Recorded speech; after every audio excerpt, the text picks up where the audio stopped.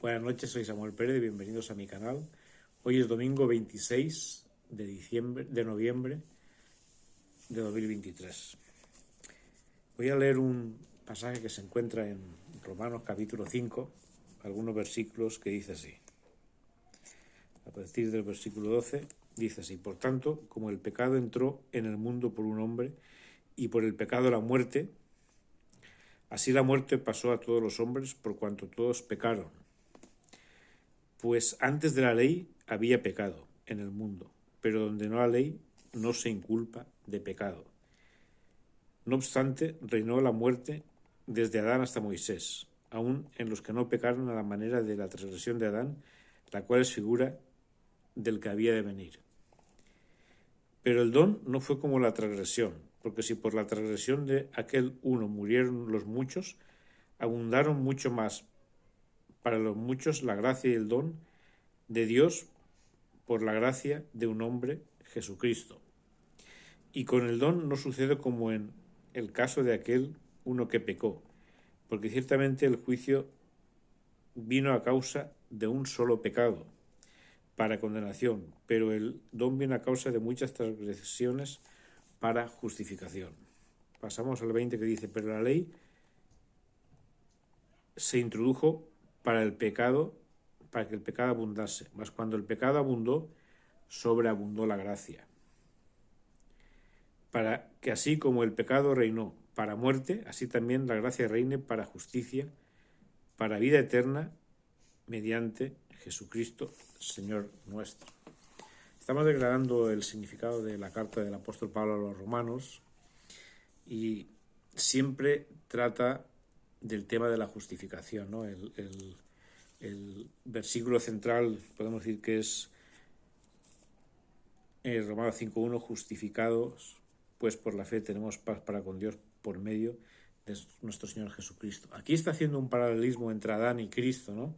Nos está diciendo que el pecado entró en la humanidad por medio de Adán, ¿no? Adán y Eva desobedecieron a Dios, ellos tenían plena comunión con Dios, lo cual el hombre necesita, pero se rompió esta comunión cuando desobedecieron a Dios. Por un solo pecado entró la muerte en el mundo, entró la condenación en el mundo. Sin embargo, hasta que desde Adán, nos está diciendo, desde Adán a Moisés hubo pecado, pero no hubo conocimiento de pecado, porque hasta que Dios no le dio a Moisés las tablas de la ley, donde se decía la relación que un hombre tiene que tener con Dios, el amar y respetar a Dios, y la relación que un hombre tiene que tener con sus prójimos, el amar y respetar a los prójimos. Y hasta que no hubo ese conocimiento, el pecado no fue señalado. Pero podemos decir que por ese hombre, Adán, entró el pecado. Y nosotros, se puede decir, hemos heredado la naturaleza, la herencia genética de Adán. La tendencia a pecar está en todos los hombres y todas las mujeres.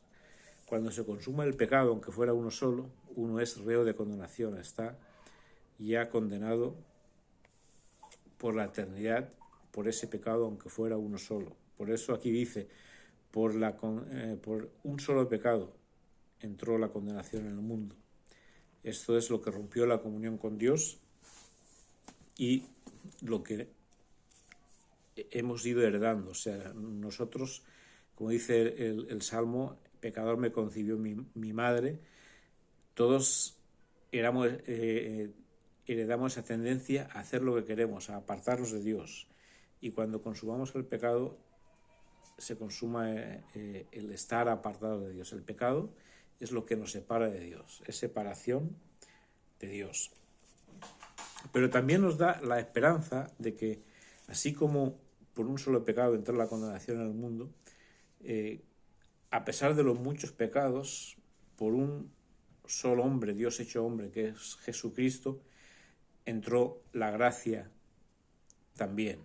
O sea que la condenación vino por un pecado, pero la transgresión de muchos no es tenido en cuenta cuando ponemos nuestra fe en Jesucristo. O sea, por medio de Jesucristo, esta